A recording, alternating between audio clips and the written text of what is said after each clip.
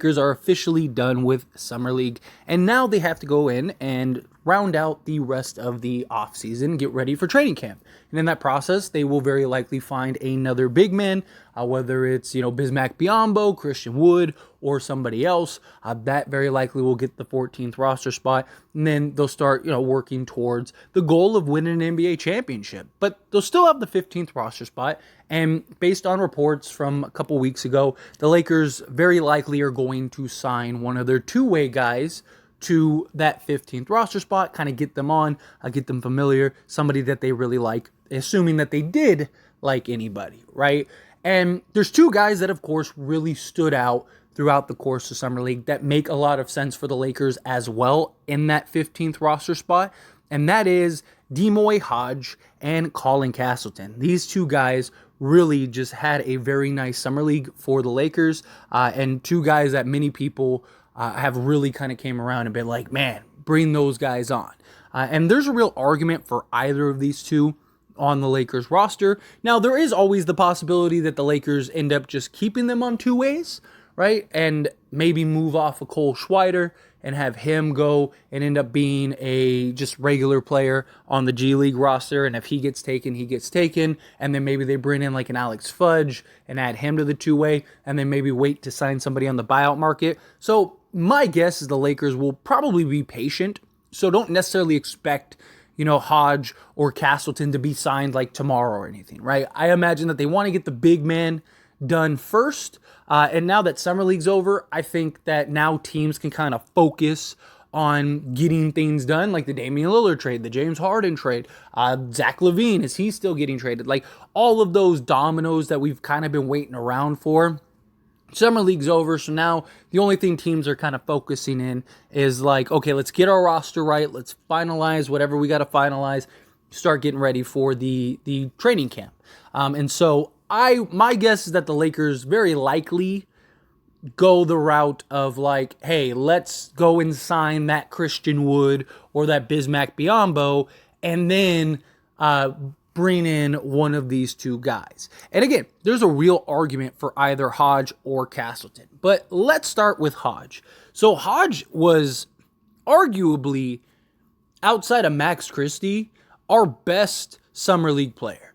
He was getting it done on both sides of the ball. He had some really nice games, especially the last game against the Clippers. I mean, he was having himself a game, both defensively and offensively. He's 24 years old, so he's a little older, right? A little more mature, a better understanding of the game, better feel, and you could see that. You could see the age really kind of helping in his favor. And so him on the Lakers love these types of guys, right? The sort of older, had multiple years under their belt. They're coming in with that level of maturity and understanding of the game of basketball, and then they can kind of mold and shape into the player that they want and that they foresee.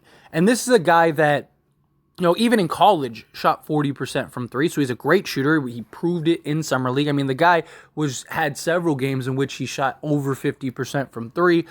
Even the last game, he shot like 7 of 11 from three for 23 points, and also had some assists. He had like 3 assists in that game. So he's a guy that, decent size, not great size. He's 6'4", but that's kind of like, the 6'4" to 6'5" range is usually what the two guards are. Some teams have like that 6'6" guy, but for the most part, 6'4", 6'5", you can get away with it, right? Even a guy like KCP, who he's very comparable to, and I actually think it is one of the best comparisons, as well as he himself has said, KCP is the guy that I modeled my game after. And so he's a guy that the Lakers could absolutely use. And obviously the Lakers need another center, right? So let's say they do get Christian Wood, best case scenario, right? Because Christian Wood is the best option out there. Now, you could go another center route, or you could go and fill in the least lack depth spot, which is the two guard, right? You look at the Lakers roster, and it's like the two guard is the one outside of the five that needs addressing. Now, it's not something that's like hugely detrimental. The center position, in my opinion, is the most detrimental, right? Because Anthony Davis is going to miss 30 plus games this year, and we need size. We need those center positions. So center is definitely that. The two guard, yes, you have Austin Reeves and very likely Max Christie. Those are going to be the two guys that back it up. But in a pinch, you still have D'Angelo Russell, who's 6'5", so he can fill in that role. You got Taurean Prince, who's like 6'7". He could fill in that role with his shooting ability. You could even, if you had to, go and move over Gabe Vincent. Although he's a little undersized, but at 6'3", he could fill in that role if he needed to, if he shot better. So it's not something that's like, man, like, what are we going to do? We need a shooting guard. But it would be nice to kind of have everything locked up, right? So you got your point guards in D'Lo and Gabe Vincent. They also want Austin Reeves to play more at the one and kind of get more ball handling duties. So you basically got your three guys there. And then two of those guys can play shooting guard at any point. And then you'd have, Austin Reeves, you'd have Max Christie, and then the small forward and power forward position, you got basically 8 guys that could do that. And then Anthony Davis, Jackson Hayes, and then let's say Christian Wood at the center spot. So you're pretty filled in there. So that's why I think at that point, bring in the guy that you think could help most in a pinch, right? And I do think Hodge could be that guy. Hodge is a guy that I think you could throw in on any given night, 20 minutes a game if you needed to, and he's not going to mess it up, right? He's gonna play hard. He's going to defend. He's going to knock down open shots. He's not going to try to play out of his realm, right? He's going to stay in his lane and play to the best of his abilities, which I think has a lot of value, and that's what you want from an undrafted player and a guy that you're bringing on the roster. Just give me a guy that if at any moment it's like, hey, Hodge, your number's up, let's go, get in there. He's going to go in and he's going to have an impact on both sides of the ball. And he's not going to get lost and he's not going to, mess up what you have going. If you have a lead, he can be a player that can stay out there and actually help maintain it or maybe even extend it. If you're losing a little bit, he's a guy that can at least keep you within striking range or maybe even overcome it. So I really do like the idea of Hodge on the Lakers roster. I think that he also just makes a really nice fit. You've seen just how comfortable he is out there playing the game of basketball, how much he gets after it. He's a guy that, like I said, outside of Max Christie, in my opinion, was overall the best player on that basketball court night in and night out. So I think that he's a guy that could really make an impact. But moving on to Colin Castleton. Colin Castleton is a great standout center. The Lakers look like they really got a gem with him. He's 23 years old. He's got good size, good strength. He's 6'11", 231. He could use a little bit of bulking up, but that'll get there once he starts growing in and starts the weight training and not just the training in general with the Lakers. But he had himself quite the summer league. He really was. He was doing a little bit of everything. He reminds me of like a young Marc Gasol. Right, I'm not saying he'll necessarily become prime Marc Gasol, defensive player of the year Marc Gasol, but that center that you can dump the ball down to and let him go to work, that center that you can run your offense through. Like I've seen people say like a poor man's Jokic, right? Like that's what they remind him of, which I do. I understand the comparison, the playmaking type center, but that's kind of what Marc Gasol is, right? A poor man's Jokic. But I think he's a guy that he showed all the intangibles, right? He showed the ability to catch the ball and run out on the break. He showed the ability to make plays. I mean, he was making some like precision, just surgical passes out there, man. That guy, that lead pass that he has, oh my gosh, man. Like this dude he was smooth with it.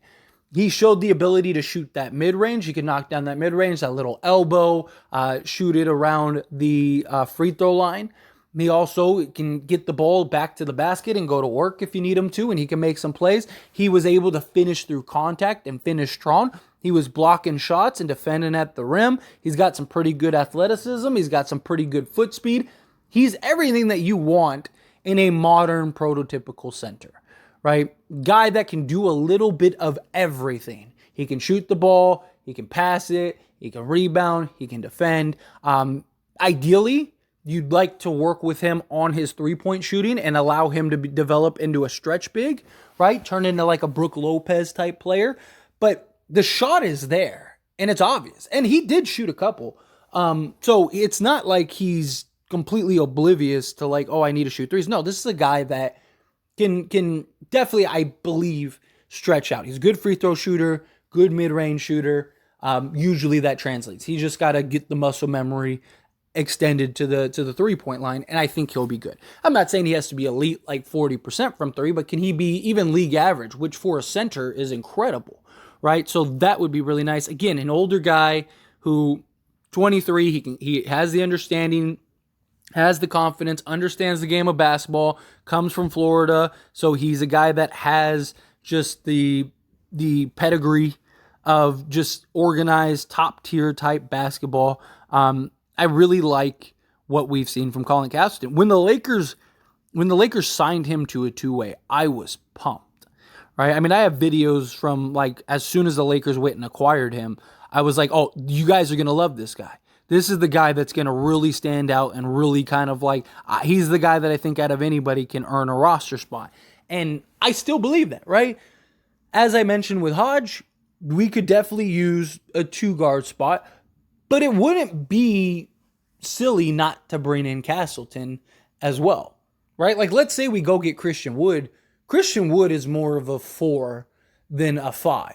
Even Bismack Biyombo, like, if we brought in Biz, like, he's still undersized. He has, like, a 7'6" wingspan, which is crazy since he's, like, 6'8", 6'9", but he's not, like, a guy that you want banging with the Jokic's and Beads, the Valanciunas of the world, right? The back to the basket type centers, the big burly type centers. Colin Castleton, I think you could throw out there. He's a tough kid. You know, you're never going to stop him, and you wouldn't even be asking him to stop him, but just gives you another sizable body that can come in. Again, he's a guy that I think you could put out there on the court, and he's not going to try to do too much. He's not going to get carried away. He'll be able to make plays. You can even run plays, run your offense through him at times and allow him to kind of play sort of pseudo point, like the point center, and just kind of make some passes and read the floor. He does a great job of that, where he just gets the ball, quick survey. He doesn't take too long, and he's quick with his decision-making. There's no downtime. He's just, boom, ball's there, survey, get it out. And I love that, whether he's passing or he's getting to the rim, because that's how you're supposed to play the game. He does get a little foul happy, right? That was probably his biggest knock in Summer League. But, he's young. He's inexperienced. That will come, once he learns the more discipline and learns to kind of just stay on his feet better and stuff. He's a guy that I legitimately think in 3 years is at least a 25-minute-a-game player for us. Whether he's a starter or he's coming off the bench, Colin Castleton, I believe within the next 3 years, maybe even sooner, but I think within at least the next 3 years, Colin Castleton is a guy that's on the Lakers roster, and he's a guy that is actually starting or coming off the bench playing 25 plus minutes.